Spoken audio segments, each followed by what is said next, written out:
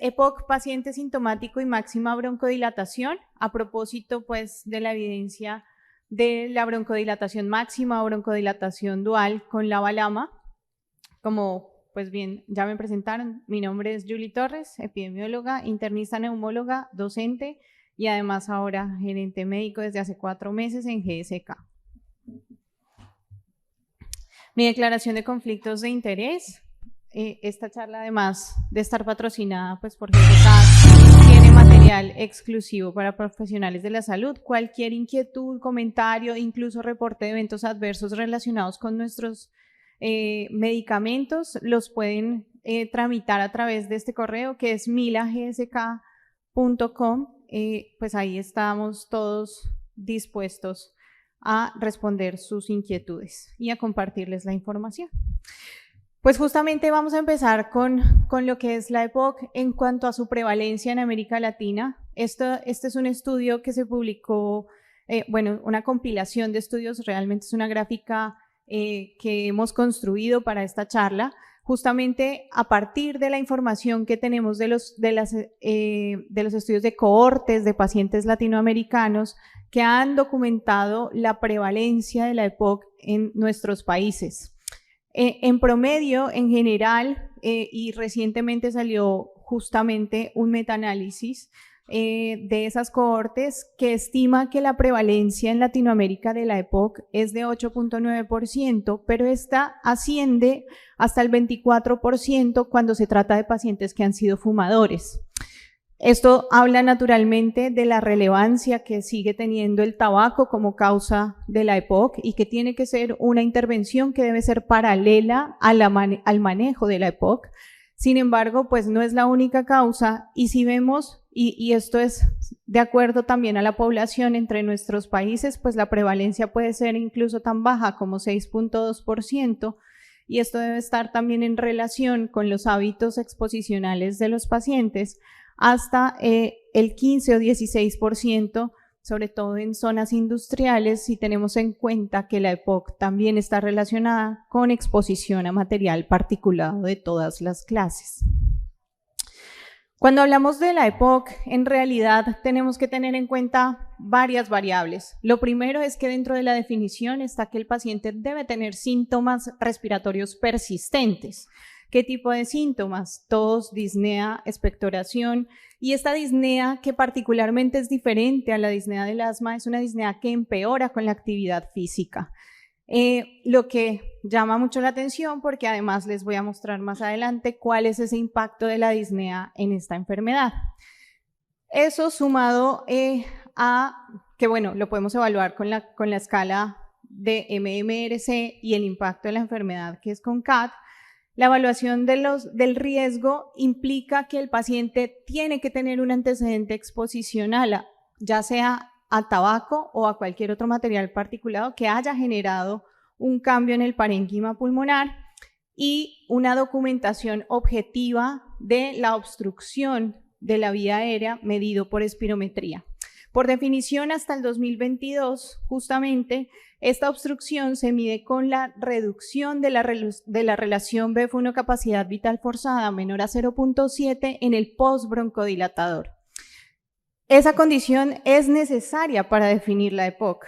Es una de las cosas más importantes. Sin embargo, y esto es algo que espero realmente en estas nuevas guías que se publican el miércoles o que se socializarán el miércoles, y es que sabemos que hay pacientes, como el que acabamos de ver, que tienen cambios en el parénquima pulmonar, que evidentemente tienen enfisema, y el enfisema necesariamente está relacionado con la EPOC, pero que pueden tener pruebas de función pulmonar normales. Están definidos en la literatura como PRIM, y la idea es que con el nuevo cambio de la EPOC, del diagnóstico de la EPOC, pues estos pacientes se logren incluir dentro de los ensayos clínicos que pues hasta ahora habían estado excluidos. Eso, pues digamos que para lo del diagnóstico es una abrebocas, naturalmente, pero quiero traer ahora justamente cómo estamos manejando la EPOC en Latinoamérica.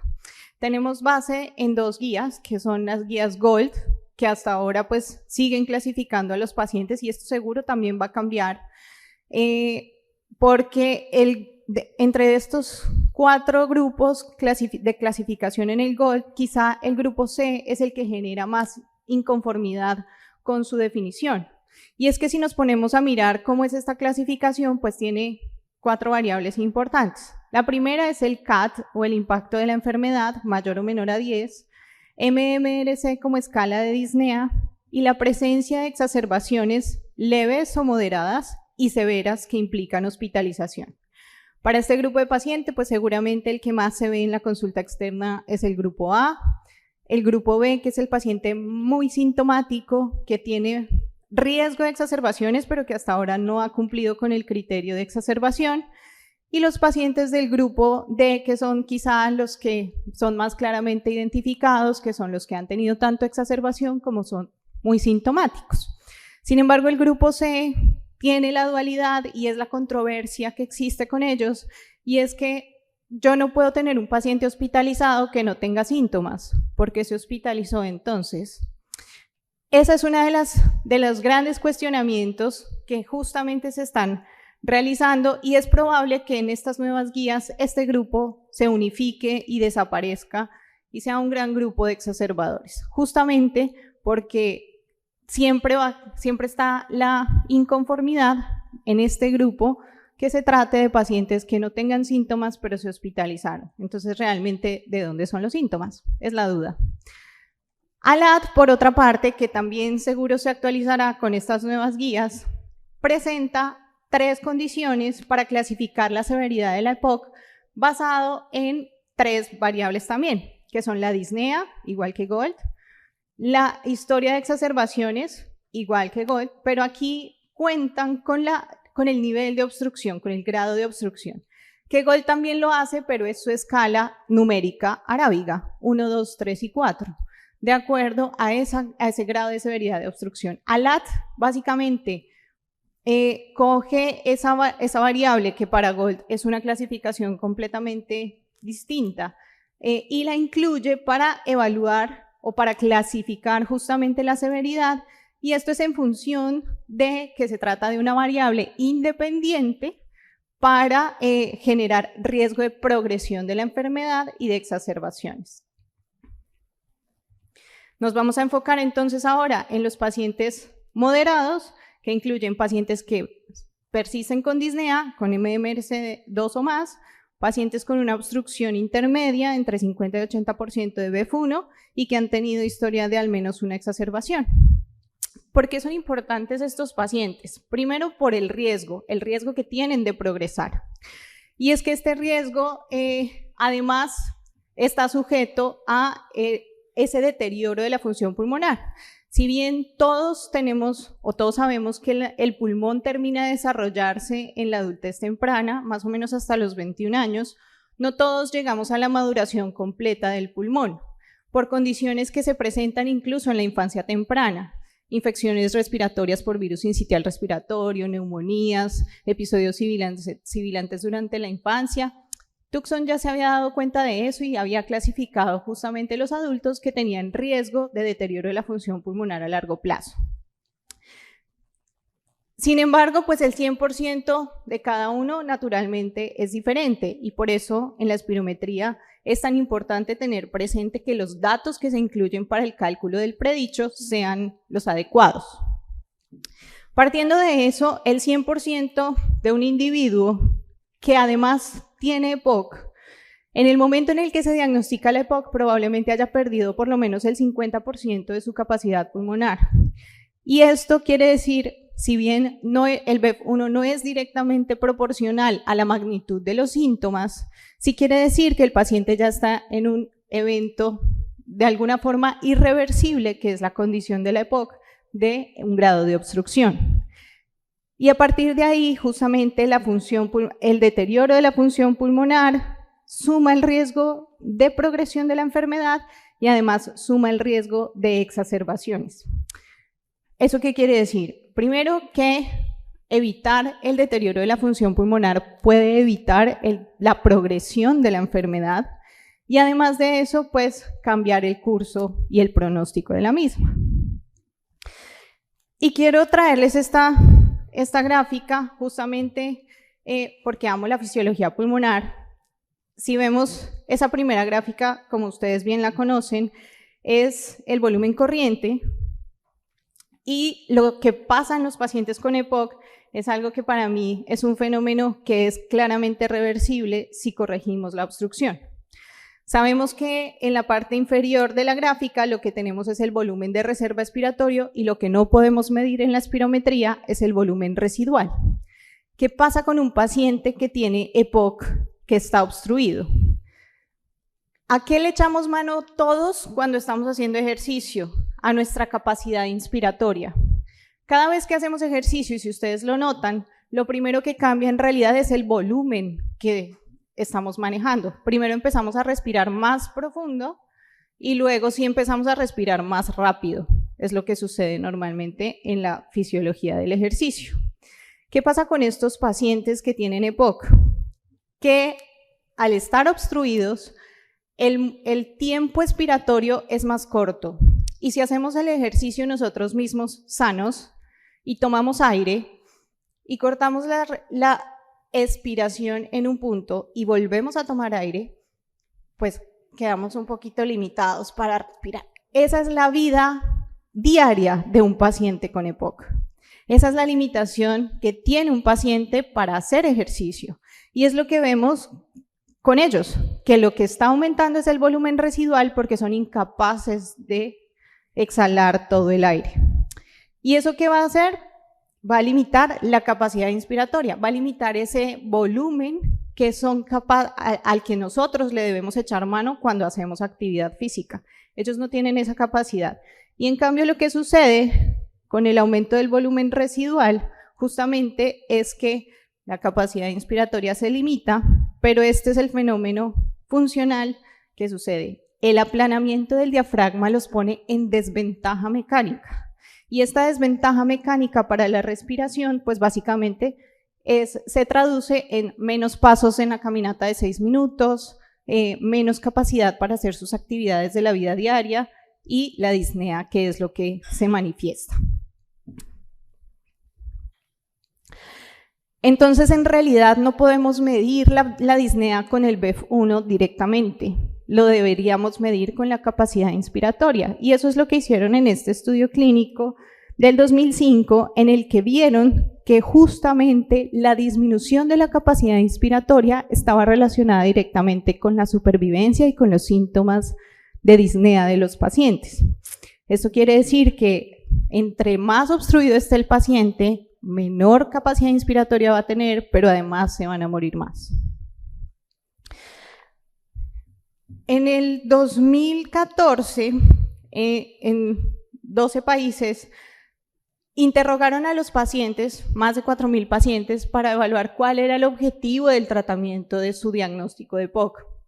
Y la mayoría de estos pacientes coincidieron en que lo que buscaban en realidad era minimizar los síntomas.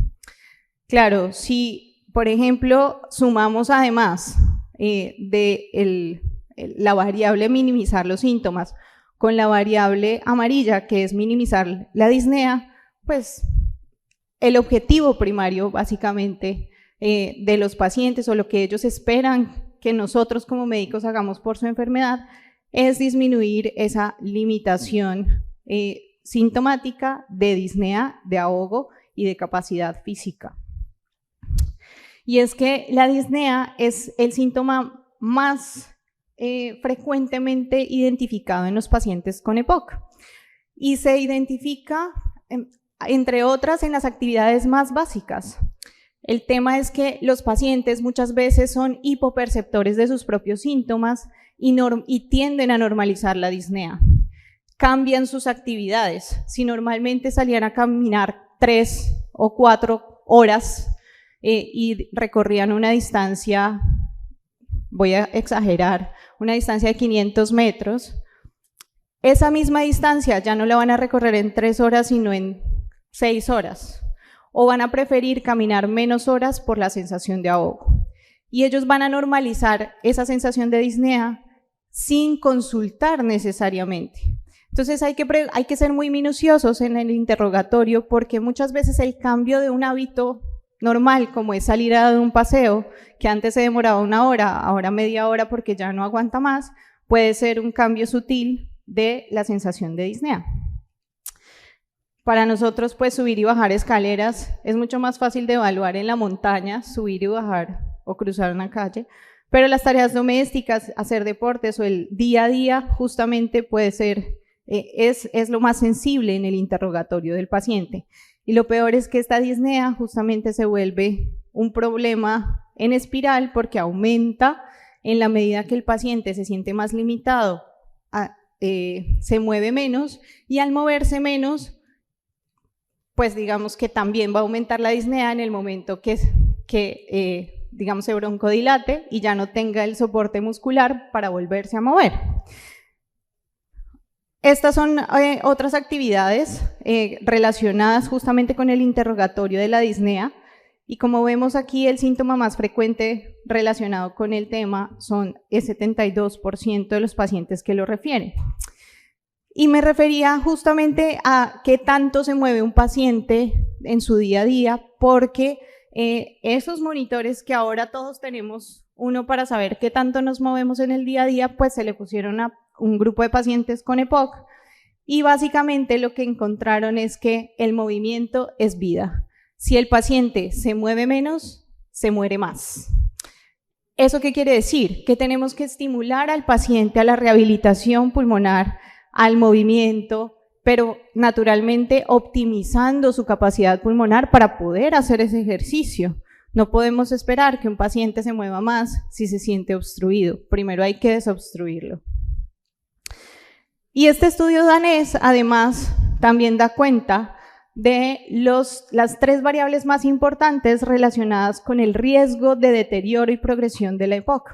En este estudio, básicamente, identificaron 3 condiciones: severidad de la disnea como principal causa o factor predictor de progresión de la enfermedad de la EPOC, severidad de la limitación del aire medida por el GOLD 1, 2, 3 o 4, o sea, por el BEF1, y la severidad de las exacerbaciones, que naturalmente siendo la tercera variable, están relacionadas entre ellas en riesgo de progresión. En ese orden de ideas, y sabiendo que de forma transversal a todos los estadios de la EPOC, pues hay que hacer educación, cesación tabáquica, evitar las exposiciones, modificar justamente los hábitos de vida saludable, estimular la rehabilitación pulmonar, pues vamos al tratamiento farmacológico. En los casos de EPOC moderado, clasificado como moderado, de acuerdo a las guías ALAD, pues justamente el tratamiento debería, y esto seguramente va a cambiar de aquí a acá, debería ser una broncodilatación máxima, optimizar justamente la función pulmonar para la capacidad para mejorar la capacidad inspiratoria y asimismo mejorar la posibilidad de que ese paciente se rehabilite. ¿2 broncodilatadores son mejores que uno? Bueno, pues la evidencia claramente lo sustenta. Están estudios comparados en tiotropio y tiotropiolodaterol, tiotropio con pues, moléculas similares y umeclidinio bilaterol con tiotropio, que definitivamente sustentan que la broncodilatación máxima optimiza la función pulmonar de forma tal que va a mejorar la capacidad y la tolerancia al ejercicio, que es una de las limitaciones más importantes de los pacientes con EPOC. Además de eso, evaluando los pacientes a más de 6 meses, si comparamos la terapia doble con broncodilatación LABA/LAMA versus la monoterapia, ya sea con una o con la otra, el análisis favorece a la terapia doble en cuanto a la mejoría de la disnea y además de la calidad de vida. Y si nos enfocamos en la calidad de vida, pues esta mejoría además es consistente a través de los meses si el tratamiento se mantiene de una forma adherente, que es lo más importante, que el paciente cumpla con usar su dispositivo de tratamiento. Y en este mismo estudio, básicamente, si comparamos justamente los riesgos y la seguridad de usar la terapia doble contra la monoterapia, pues no hay diferencias significativas ni en los eventos, en cualquier evento adverso relacionado con el uso de los dispositivos, ni en cuanto a mortalidad. O sea que es una terapia completamente segura que pues tiene mejores resultados. Y finalmente, ya casi termino, este estudio cabeza a cabeza, un estudio abierto que compara directamente el uso de umeclidinio bilanterol con tiotropio y olodaterol en un seguimiento a 22 semanas, con esta condición que me parece supremamente importante para los resultados del ensayo clínico, y es que cruzaron a los pacientes que inicialmente habían recibido tiotropio olodaterol para que posteriormente recibieran umeclidinio bilanterol y viceversa. ¿Con qué objetivo? Justamente con disminuir el sesgo que puede existir por el uso de un solo dispositivo y atribuirle el desenlace favorable al uso de la molécula que se está cuestionando. En cuanto a los resultados, pues miren que la capacidad vital forzada y ahí mismo la capacidad inspiratoria, pues mejoró significativamente comparando umeclidinio bilanterol contra tiotropio olodaterol con una mejoría que resulta estadísticamente significativa para mejorar estas pruebas de función pulmonar. Pero si además nos vamos a la otra variable del impacto de la enfermedad, que es el valor de CAT, sabiendo pues que la disminución clínicamente significativa es por encima de 2 puntos, hubo una mejoría que, si bien no fue clínicamente significativa, fue estadísticamente significativa en cuanto a las unidades y se mantiene además durante el tiempo del seguimiento. Y además los eventos adversos que se documentaron comparando las dos terapias, pues no hubo diferencias en el uso de uno u otro dispositivo y tratamiento. De forma que los puntos claves que quiero traer ahora es justamente que la terapia broncodilatadora dual o máxima ha demostrado ser superior a la monoterapia, tanto así que seguramente será la primera alternativa de tratamiento para el paciente con disnea en EPOC. Esperamos que las guías pues favorezcan este concepto. La combinación umeclidinio bilanterol ha demostrado ser superior a la monoterapia y la terapia doble en desenlaces de función pulmonar, BF1, capacidad vital forzada y capacidad inspiratoria, lo que puede mejorar además la tolerancia al ejercicio y con ella la calidad de vida y la necesidad de uso de terapia de rescate. Permitir o optimizar justamente la función pulmonar va a permitir que este paciente se pueda rehabilitar en su función pulmonar y que tenga una mejor tolerancia al ejercicio, con un perfil de seguridad y tolerabilidad que resulta además similar a otras terapias sin aumentar el riesgo comparado con otros de su clase. Información de seguridad de Anoro, que se las comparto ahora. Tener en cuenta a los pacientes que tengan alergia a la proteína de la leche. Para este caso, el propelente tiene adicionalmente lactosa. Tenerlo en cuenta si el paciente tiene antecedente de alergia. La información para la prescripción, que la pueden encontrar acá. Con mucho gusto, mi equipo también les puede compartir la información de prescripción. Y muchas gracias a todos por su atención.